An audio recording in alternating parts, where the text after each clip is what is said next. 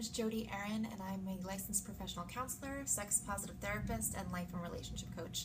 And today I want to talk to you a little bit about how hard it is to deal with our own inner critics. I just had a fantastic conversation with a client of mine, and I was inspired to bring this message to you because I think this is something that we all deal with. No matter who we are or what we do for a living, everybody has to deal with that inner critic, those racing thoughts in your head that tell you that you're not good enough, or you're not worthy, or you're not doing a good job. And it can be difficult to know how to handle the inner critic.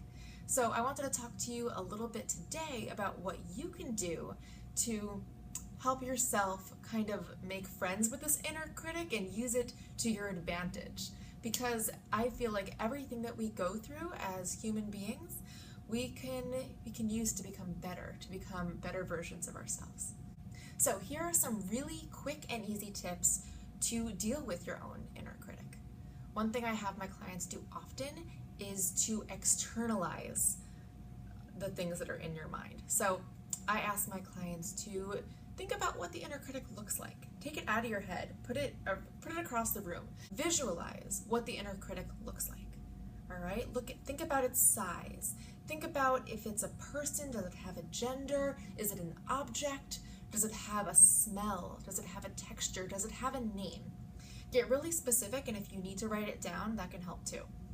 All right, and if you can share it with somebody, a close friend, a counselor, a coach, tell somebody about your inner critic and give it a name and visualize it externally from you. Because as much as it might feel like the inner critic is part of you and is enmeshed in you, it's actually external. So put it where it belongs, put it external to you, and so you can see it.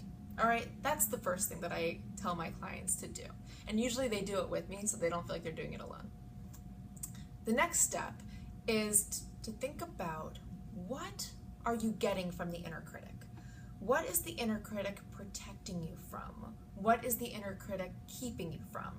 This is important, okay? Because this is why the inner critic is living rent-free in your brain, because it's doing something for you.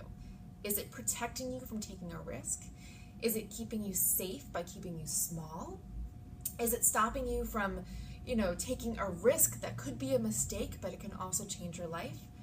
Think about what is the benefit of the inner critic, all right? And give it its fair due, all right? Because if we ignore the positive parts of the inner critic, that just makes it even stronger. The third thing that I would like you to try is, once you visualize what the inner critic looks like, once you figure out what benefit it's doing for you, come up with something you can say to the inner critic that both validates its existence and also tells it that you don't need it anymore. I'll give you an example, all right?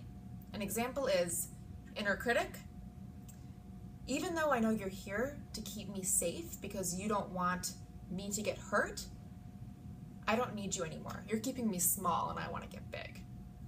I'll give you another example. In the past you might have helped me, but right now you're not helping me anymore, so shut up. You can be a little aggressive with your inner critic. That's okay, I'll allow it.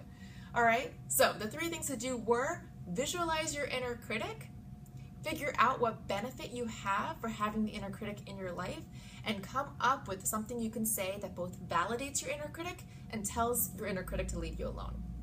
Try those 3 things. Let me know if it helps kind of get that inner critic under control.